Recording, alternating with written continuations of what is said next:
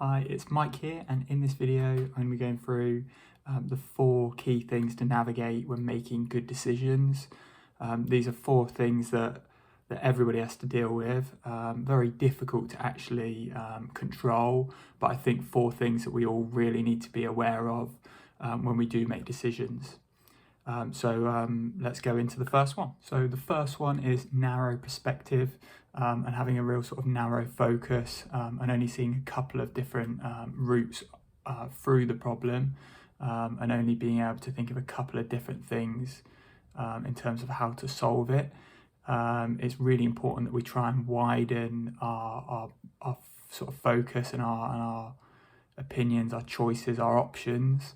One way to do that would be to think about and not all the time. So trying to come up with more questions and sort of open up and widen our focus on the actual decision itself. So we can think about and what else, and is there anything else, and how else could we do this? I think are really important ways to approach a problem. The process of asking yourself questions is really important to try and widen that perspective. And I think the more understanding you have of yourself, the better you're able to deal with certain situations. Another way to widen your perspective on something is to think about the opportunity cost. And by that I mean what you could potentially be missing out on, or other options that you have. Being able to ask somebody about getting some honest, constructive feedback is really important. A lot of decisions you'll make will be an unconscious decision and something that we'll just do naturally without actually thinking about it. Really important to try and build in some good positive habits and to really try and solve the easy problems very, very quickly. Then once you've been able to preserve your energy and give yourself more time and more focus can go into those bigger decisions you have to make.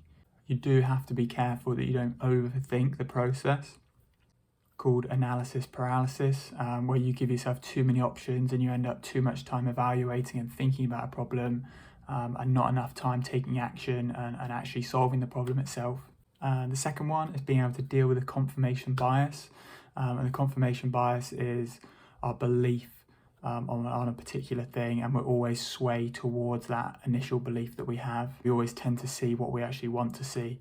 It's crucial that we're able to see both sides of the story. That way we can weigh up the pros and cons of each side and approach it with an open mind. And the third one is using our short-term emotion on initial response and reacting too quickly to any decision we have to make. So the emotion we have towards something is always going to be there. It's just being able to give ourselves a little bit of time, distract ourselves a little bit, give ourselves a bit of distance from the situation to then think through things a little bit more logically. And then once we've thought about that, then we can actually go and make the decision and then take action to solve the problem. I think becoming more aware of your emotional state is very crucial with this.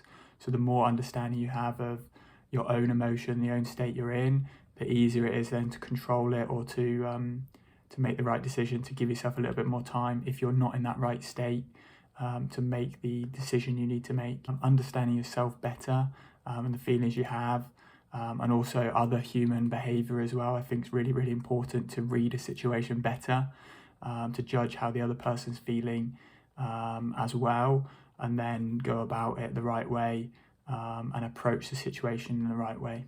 And the fourth one is overconfidence when approaching a problem and making a decision with complete confidence and too much confidence in the way that you feel that you'll deal with that situation, and actually that situation you're not capable of doing what you think you're capable of doing. So that can lead to really big mistakes. To prevent yourself being overconfident, I think it's being able to learn as much as possible and build up as much knowledge as possible about a certain situation or topic, and then you'll feel much more capable and you'll back up your capabilities with what you're able to do.